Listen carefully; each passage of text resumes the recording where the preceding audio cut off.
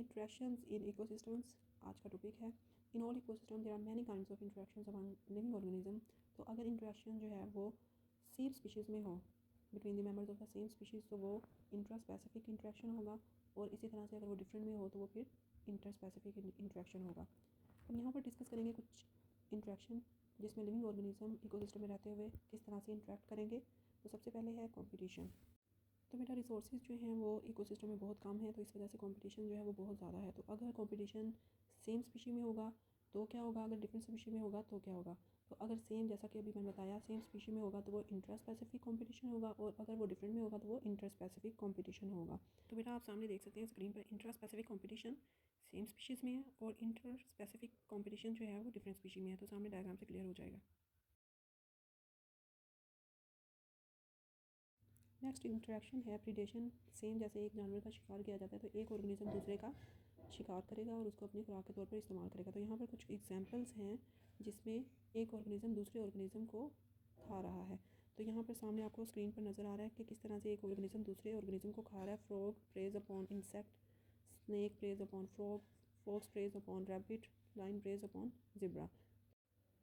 जानवरों के साथ साथ कुछ पौधे भी हैं जो कि कार्निवोर्स हैं और वो लिविंग ऑर्गेनिज्म को खाते हैं। उनमें इंसेक्ट्स वगैरह को जो है वो खाते हैं, अट्रैक्ट करते हैं अपनी तरफ। इनका बॉडी स्ट्रक्चर इस तरह से होता है कि वो इजीली अट्रैक्ट हो जाते हैं इंसेक्ट और ये उनको खा जाते हैं। इनकी नीड है क्योंकि ये जिन इलाकों में रहते हैं, ग्रो करते हैं, वहाँ पर मिनरल्स की कमी होती है और इन्होंने अपना नाइट्रोजन रिक्वायरमेंट्स पूरी करनी होती हैं, जिसकी वजह से ये फिर इंसेक्ट्स को खाकर पूरी करते हैं। तो बेटा आप सामने डायग्राम्स देख सकते हैं, पिक्चर्स देख सकते हैं। पिक्चर प्लांट की संडी होगी, वेनस फ्लाई ट्रैप प्लांट्स, ये वो प्लांट्स हैं जो कि इंसेक्ट्स को अपनी तरफ अट्रैक्ट करते हैं because this create sweet nectar जो कि इंसेक्ट को अट्रैक्ट करता है। नेक्स्ट इंट्रैक्शन है सिम्बायोसिस। इस रिलेशनशिप में भी डिफरेंट स्पीशीज़ जो हैं वो एक दूसरे के साथ मिलकर रहती हैं।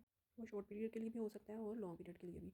सबसे पहला है पैरासिटिज्म। पैरासिटिज्म में जो है वो स्मॉलर ऑर्गेनिज्म जो है वो बॉडी के अंदर रहता है, वो खुराक लेता है, शेल्टर लेता है और इन रिटर्न उसको नुकसान पहुंचाता है।